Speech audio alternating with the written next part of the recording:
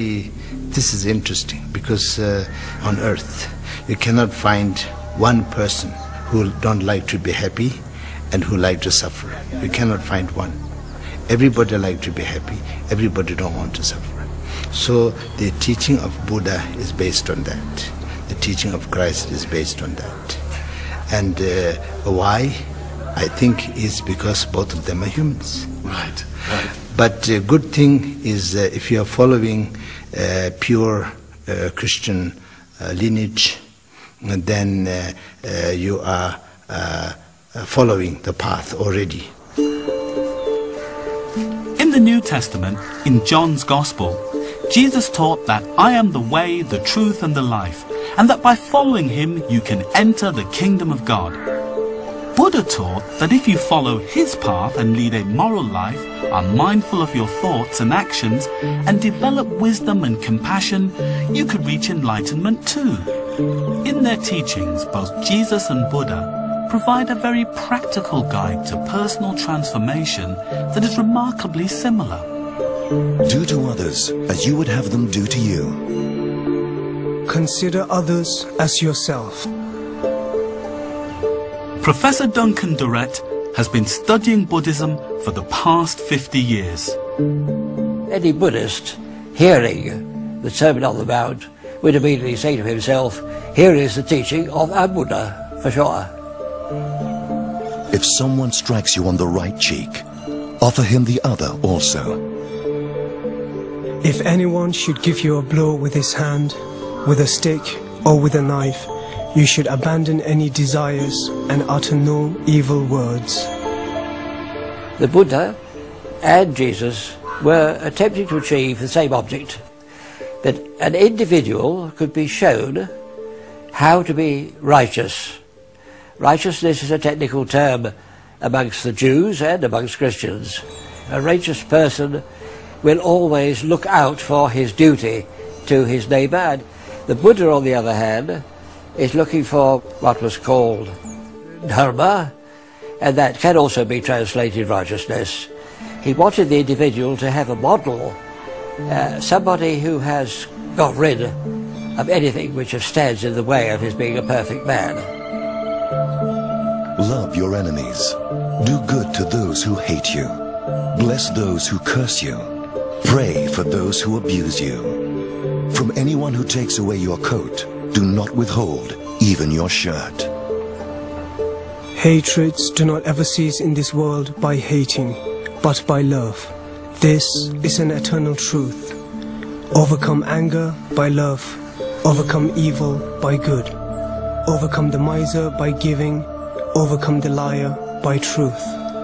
The Buddhists think that there is a continuum of life, and by perfecting oneself one reaches a stage where one is not reborn and suffers no more.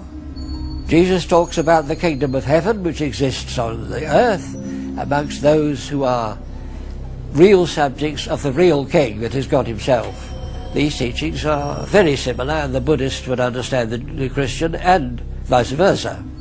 There's so much similarity even in that aspect in Buddhism and Christianity, because I spent times in monasteries and they use incense and they use rosary, and also they use the folding the hand during the prayer. And also we have a double dorje, the cross of the Vajra, and you have a cross. So these are a lot of similarities are there. When you are following a path with one motivation to make everything better, make everyone free from suffering, then regardless of how long it will take, we are all going into the same direction. You understand? I understand. Yeah. I understand. So, as a Christian, when I look at the teachings of Buddha and see the similarities, in some ways, I'm not just following Jesus, I'm also following Buddha. I can respect that. I can respect that, but I cannot speak for you. You have spoken.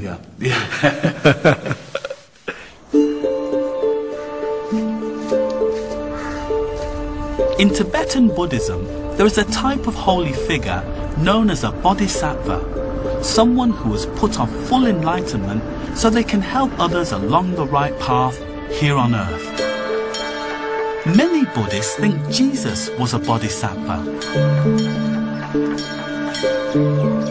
Before I left northern India, I wanted to meet one of Tibetan Buddhism's holiest leaders, the Gyama Karmapa, or the one who carries out the teachings of Buddha, the 17th reincarnation in a line stretching back over 800 years.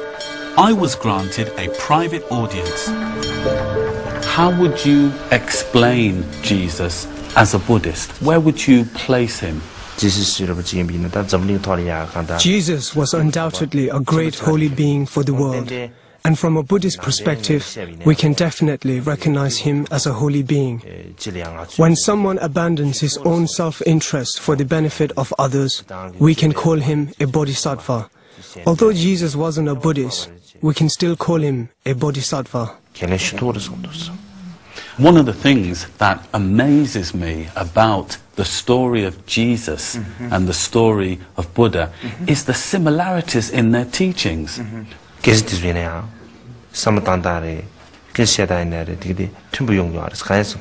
thoughts or teachings are similar because their motivation is to guide others towards the right path.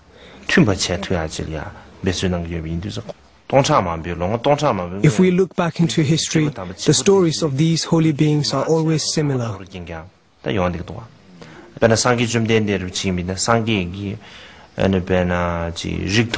During Buddha Sakyamuni's time, the caste system was extremely prevalent. He worked very hard to undo the caste system and bring equality to all. For example, there were as many nuns as there were monks.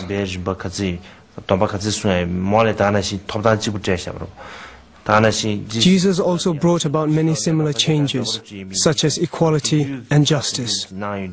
They both understood their society's problems and so challenged those dogmas.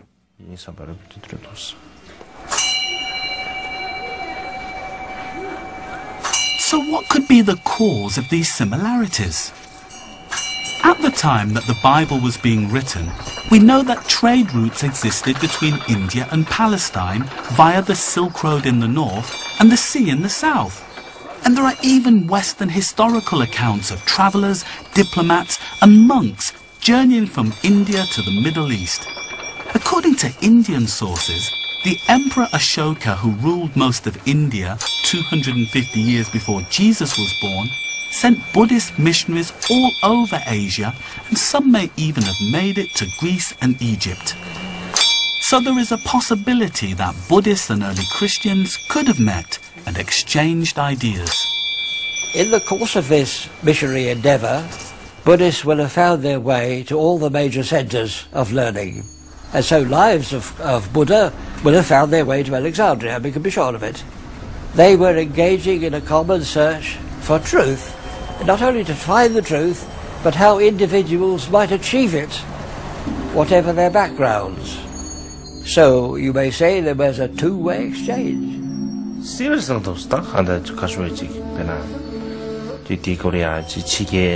Yes, it is very possible. We have stories where sailors and soldiers who went on campaigns took Buddhist teachings with them. Some believe, and I have been informed, how during Jesus' lost years,